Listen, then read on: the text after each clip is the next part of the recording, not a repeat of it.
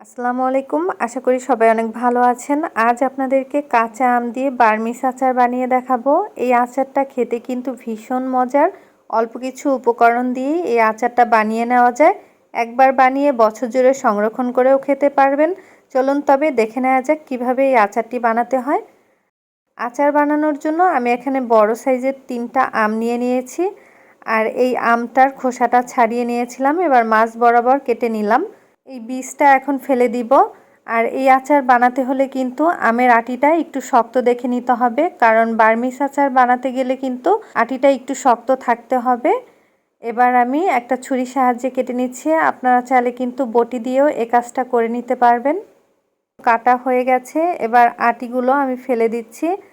আর এই আমগুলো আমি একইভাবে সবগুলো পাতলা করে কেটে নিব। তবে একদম বেশি পাতলা করব না, হালকা একটু মোটা রেখেছি। এবার আগে থেকে লবণ পানিতে আমি এই আমগুলো ভিজিয়ে রাখব, যাতে আমের যেই এক্সট্রা কষ আছে সেই কষটা কিন্তু বের হয়ে যাবে। তো এভাবে করে ভিজিয়ে রাখবো প্রায় 10 মিনিটের জন্য। অবশ্যই কিন্তু 10 মিনিট লবণ পানিতে আমগুলো ভিজিয়ে রাখবেন, এতে করে কিন্তু আচারটা পারফেক্ট হবে। তো আমি এখন একটা প্যানের মধ্যে দিয়ে দিলাম 1 কাপ পরিমাণ চিনি, আর সাথে দিয়ে দিলাম হাফ কাপ পরিমাণ পানি। চিনিটা পানির সাথে ভালোভাবে মিশিয়ে নিচ্ছি। মেশানো হয়ে গেলে দিয়ে দিব 1 চা চামচ পরিমাণ লাল মরিচের গুঁড়া। লাল মরিচের গুঁড়াটাও চিনির সাথে ভালোভাবে মিশিয়ে দিচ্ছি।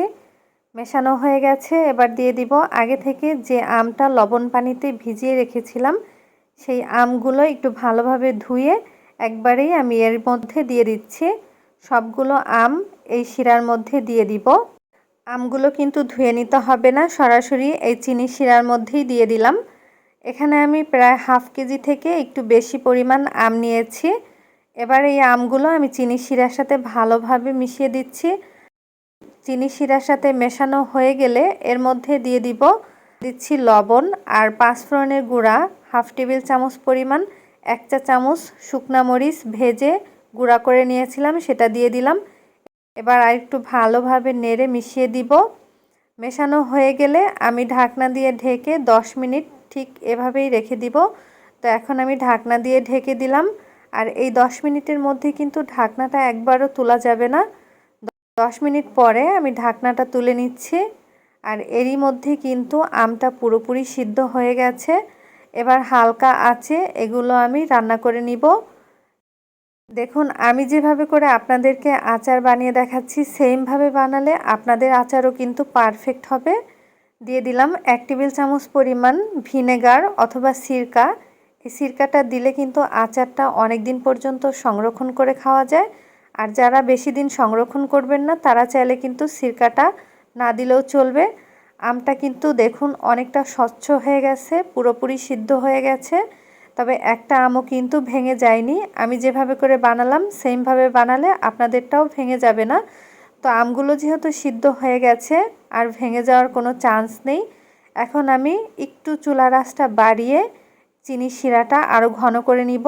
চিনির শিরাটা যখন ঘন হয়ে গেছে, তখন আমি আরও 1 চা চামচ দিয়ে দিলাম 5 ফোড়নের গুঁড়া। এই 5 ফোড়নটা আমি হালকা তেলে এরপরে গুঁড়া করে নিয়েছিলাম। এই শেষের দিকে যদি 5 ফোড়নের গুঁড়াটা দেন, তাহলে আচারের টেস্টটা কিন্তু ভালো আসে। এখন কিন্তু আচারটা পুরোপুরি হয়ে গেছে। এই আচারটা বানানো কিন্তু অনেক সহজ, যে কেউ কিন্তু এই আচারটা বানিয়ে নিতে পারবেন খুব সহজেই। এর থেকে বেশি জাল দিব না। আর চিনি শিরাটাও কিন্তু অনেকটা ঘন হয়ে গেছে। আমি এবার চুলাটা বন্ধ করে দিব। আর চুলা বন্ধ করে দেওয়ার পরে আপনাদেরকে দেখিয়ে দিব আচারটা কেমন হয়েছে। আমের এই বার্মিস আচারটা খেতে কিন্তু অনেক মজার হয়। আমি একটা প্লেটের মধ্যে নিয়ে নিচ্ছি। আমি অল্প পরিমাণ আচার বানিয়েছি, তাই একবারই শেষ হয়ে গেছে, কারণ এতটাই মজার হয়েছে। এই আচারটা কিন্তু অনেক মজার হয়, তাই আপনারা কিন্তু একটু বেশি পরিমাণে বানিয়ে নেবেন। আশা করছি ভিডিও ভালো লেগেছে। আজ এখানেই বিদায় নিচ্ছি। আল্লাহ হাফেজ।